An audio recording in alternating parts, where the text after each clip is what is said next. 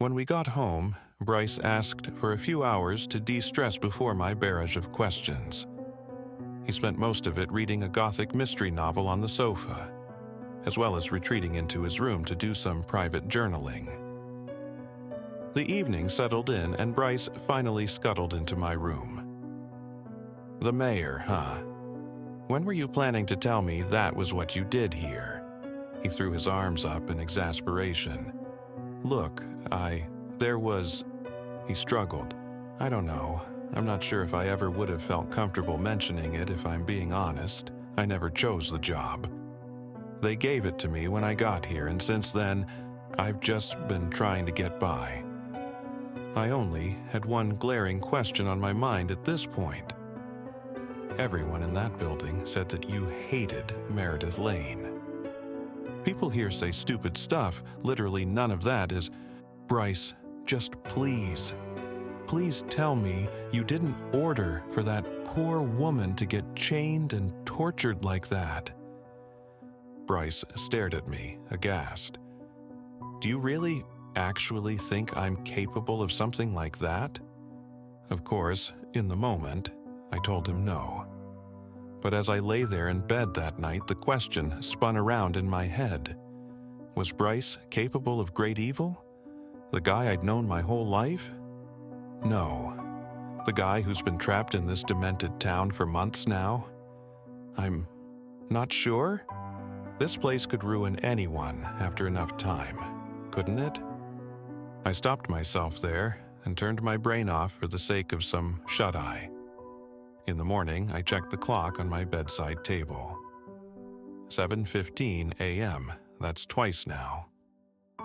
I entered the dining room. Bryce had left breakfast on the table for me. Sweet of him. With it came a note. "Got called in for an early job. I'm helping make candles today, whatever that means here.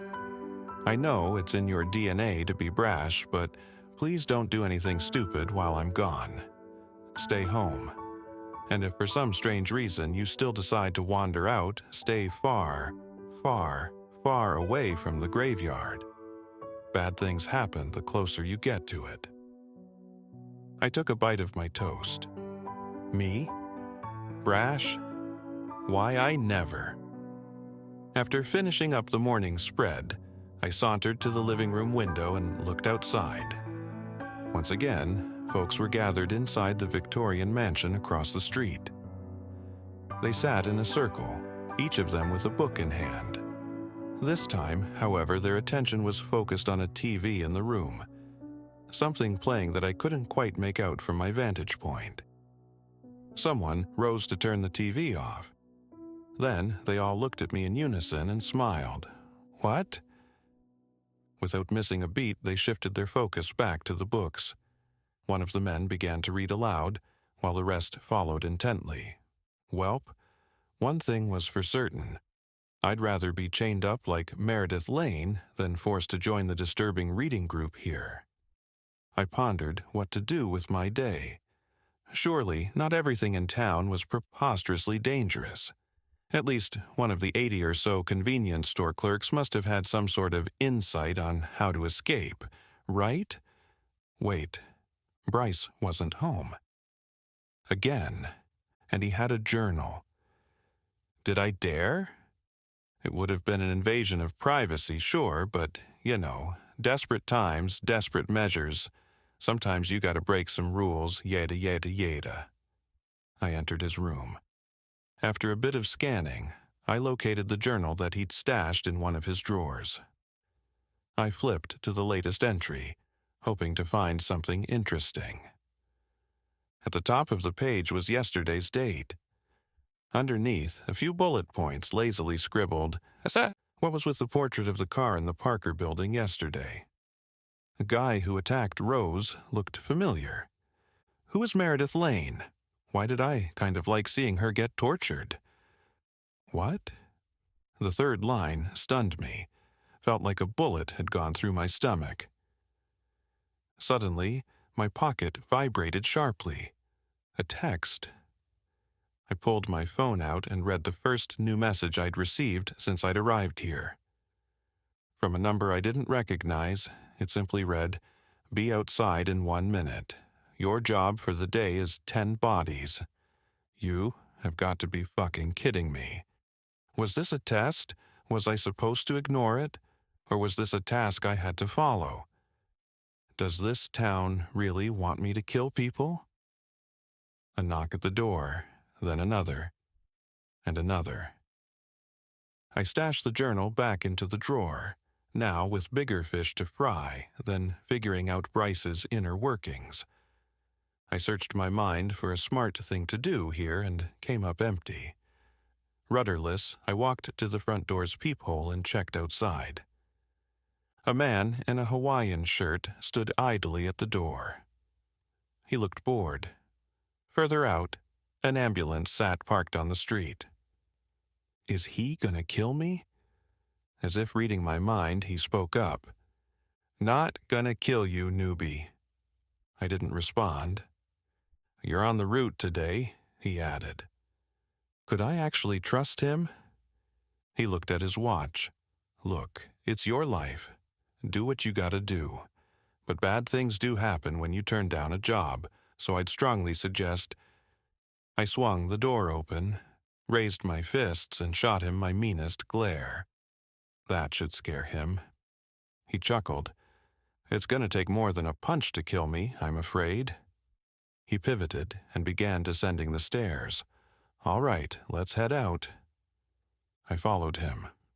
He casually paced towards the ambulance's rear doors, opened them, and stepped inside. I peeked in behind him, anticipating the horrifying sight of piles and piles of dead bodies. Instead, the ambulance looked surprisingly ordinary. To the left, a white bench stretched along the wall. A rather striking woman was seated, dressed in a cloak that was all too familiar to me at this point. The Hawaiian-shirted man settled in beside her. On the opposite side, a pile of single-fold stretchers were haphazardly arranged against the wall. Dominating the center, a modest table was firmly anchored to the floor. Atop it sat an eye-catching candle and a worn, black digital camera. I climbed into the back. Without missing a beat, the mystery man slipped on a cloak similar to the woman's and handed me another just like it. "Your uniform for when you're on the job," he clarified. He shut the back doors, struck a match to light the candle, and moments later the vehicle set into motion. I begrudgingly put on the bulky Colt outfit. Guess I'm part of the club now. Unsure of what to do next, I ran with an icebreaker. "So, is our job," I said slowly, "to, bash people's heads in or something?" The man and woman looked at each other, eyebrows raised in shared bemusement. They started laughing. "Oh, you newcomers," the man said, wiping away a tear. "So good." "Yes," the woman tagged. "We use terrifying black magic rituals to punish all those who try to leave. And sometimes, when the magic doesn't work, we resort to the ancient art of stick throwing." She nodded. Never underestimate a well-aimed twig. Dorky giggles permeated their sarcastic ribbing. It was annoying. "Look, clearly you two are having a ball right now, but can you just say it plainly? You don't kill people, right?" "Right," the woman responded more seriously. "Some of us just want to get through the cursed day and go home." "Fair enough, lady. It was an interesting ambulance ride. I learned their names. Matthias and Svetlana. They were a couple, actually. I'm ashamed that I only caught on once I saw them sneak a kiss. They spent most of the ride doing some pretty nonsensical stuff. With a deck of cards, they played a demented version of Go Fish that I couldn't fully understand the rules of. Later, Matthias broke into song, belting what sounded like 3 vaguely familiar pop tunes randomly mashed together. Svetlana knew it and sang along, which is, I guess, what mattered. Finally, Svetlana pitched a game where we would all ask each other increasingly personal questions. I bowed out, using the excuse that I was still jarred by the no small talk rule in the Parker Group building. The two of them passed questions back and forth. What's the funniest thing that's ever happened to you? When was the last time you felt super embarrassed? And then, rather innocently, from Svetlana to Matthias, what was the happiest moment of your life? He looked back at her wistfully. The day I met you. She held her hand to his cheek, and they shared a genuinely loving gaze. Barf, barf, barf, barf, barf, barf, barf. Too much. Please, make it stop. The ambulance screeched to a halt. The driver called out, "All right, body retrieval, let's go." My colleagues shifted to a more somber tone. They opened the rear exit and stepped out. I followed. We had stopped at a house. There, on the grass before us, a man lay dead. A camera in his hand, his twisted neck, contorted body, and protruding bones gave me flashbacks to Meredith. Two police officers stood over him. They regarded us as we walked up. "Took a photo of himself, sucker's way out," one said. The other officer chimed in. "You gotta question the logic. Did he think this would somehow be a shorter death?" The first mimed taking a photo, voice high-pitched in imitation. He was probably like, "Ah, this will be painless." Ha ha ha ha ha ha ha. Click. Ding. Wait, why am I not dead? Wait, what's that? Ah, ah, ah. Matthias pulled a stretcher from the ambulance, setting it next to the lifeless figure while the officers laughed. Together, he and Svetlana softly lifted the body onto it. "What the hell, why are all of you so damn glum?" one of the officers said. He turned to me. You especially." Svetlana and Matthias lifted the stretcher and brought it into the ambulance. The officers closed their distance with me. "You're pretty tense," the second officer remarked. "Maybe living with the mayor is starting to take its toll on you?" Matthias called from the ambulance. "All right, let's go, Rose." But I couldn't move. The collective stare of the officers had me petrified. The first officer leaned in closer. "I'm sure you know the mayor is terrified of cops, don't you? He has a whole page about it in that diary of his you snooped this morning." How could they possibly know? "What? Do you not realize we see everything? Do you actually think your rule-breaking is going unnoticed?" I backed away from them as if they were two lurking panthers. No sudden movements. Calm, deliberate. Any misstep could spell doom. Gently, I felt for the edge of the ambulance before hoisting myself through the rear doors. I closed them behind me. Mercifully, the ambulance rolled forward. I settled into my seat. As the fear subsided, involuntarily, my eyes swelled up. Matthias placed a hand on my shoulder. Svetlana gently touched my arm. "Don't worry about those creeps," said Matthias. "Those shits won't do anything to you," she added. "They're just talk." I appreciated the gesture. Unfortunately, it was hard to feel great with the grim sight of a mangled corpse in front of us. Matthias shook his head at the sight. "Even with how hellish all of this is, I'll never understand doing something like that to yourself." Svetlana gazed at the stretcher, her eyes full of compassion. Perhaps he just wasn't strong enough to handle it anymore. Matthias shrugged. Despite some weak attempts at small talk from all three of us, it was hard to shake the dismal air now permeating the ambulance. The ride went on for a good while. Until... "Destination," the driver called. The vehicle jolted to a stop. Svetlana pushed the doors open, revealing a vast forest expanse. The trees, though large, were spread out and sparse. In the distance, I spotted a thick white fog that seemingly stretched out into eternity. Were we at the edge of town?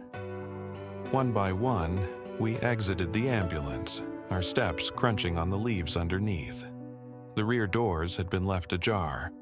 "Okay," I started. "So, what do we—" I was interrupted by the click of a camera. I shuddered. Svetlana held me still as the sound of another click went off. Then another. "What's happening?" "Don't worry," she soothed. "We only have to collect the bodies." I realized that each echo of a click was accompanied with a piercing flash contained within the smothering mist ahead of us. What was this? A gentleman I barely had time to notice stepped out from behind a nearby tree and paced toward the fog. He muttered under his breath, "It'll be okay, it'll all be okay, just a quick snap, I won't even feel it, then I'll be free." He crossed the threshold into the fog and ventured deeper, becoming more of a faint trace with each step. In my peripheral, I noticed another woman in tattered clothes step across the forest and into the shrouding haze. Her mumbles barely reached my ears. "I believe in the walking fire, the holy serpent, the tree of life will perish for our salvation." In she went. From behind us, another man triumphantly jogged past, straight into the mist. He shouted out as he did, "It's a fucking mirage, there's nothing real keeping us here." Deeper he went until he was just a speck in the white veil. Everything was a lie. Click, click, click. Each click was accompanied with the sound of a harsh pop and a powerful flash within the fog, the sound of bodies dropping. And then, as if they were the tide coming in, the bodies softly and effortlessly slid right out of the fog. Right in front of us now, bodies with pulverized heads. Like all the others I'd seen the ambulances drop off. I tried to process what I was seeing. Matthias, meanwhile, was all business. He pulled small stretchers out of the ambulance and began positioning them next to the bodies, sighing all the while. "Quota was 10, so this should be pretty quick," he said. I scanned the environment closely. Far off, more lifeless forms lay scattered. The clicks continued, lights flashing, bodies floating out of the fog. There were already way more than 10 dead here. Behind us, groups of people lurked behind trees, staring out into the abyss.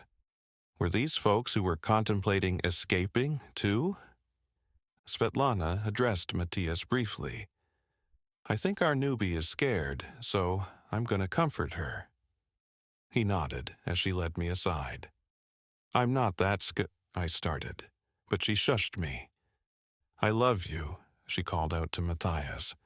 "Love you too," he responded, a tad absently, distracted by his work. What a pro. She pulled me away from the scene, to a looming tree beside the fog. "What is it?" I asked her. She pulled something out of her pocket and placed it in my hand. It was a sketch, a pencil drawing of Matthias. It was pretty good. I drew it for him one random night. I'm very grateful that sketches aren't illegal. A quiet laugh followed her words. I shot her a confused look. She smiled. "Please, give it to him, okay?" Sure," I said. "Why?" She took a deep breath, then turned around and disappeared into the fog. "Wait, what are you—" Click! She was close enough that I saw the flash cave in her head. Before she'd even hit the ground, her corpse was pulled out of the fog and brought to my feet. Fuck, fuck, fuck, fuck, fuck, fuck. In disbelief, I wandered back to Matthias. He was in the midst of loading another body into the already full-looking ambulance.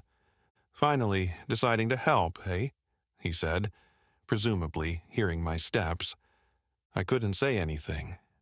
He turned around in response to my silence. "Why are you crying?" I'd clearly forgotten how to talk. He walked up to me, his gaze lowering to the item in my hand. I passed it to him. A confused smile crossed his face. He lifted his head to peer over me. His eyes found Svetlana's body in the distance. He exhaled sharply. After a minute of stillness, he approached what was left of her. I placed my hand on his back and accompanied. Walking that small distance felt like a lifetime. Finally, she was in front of us. Matthias looked down at her lovingly.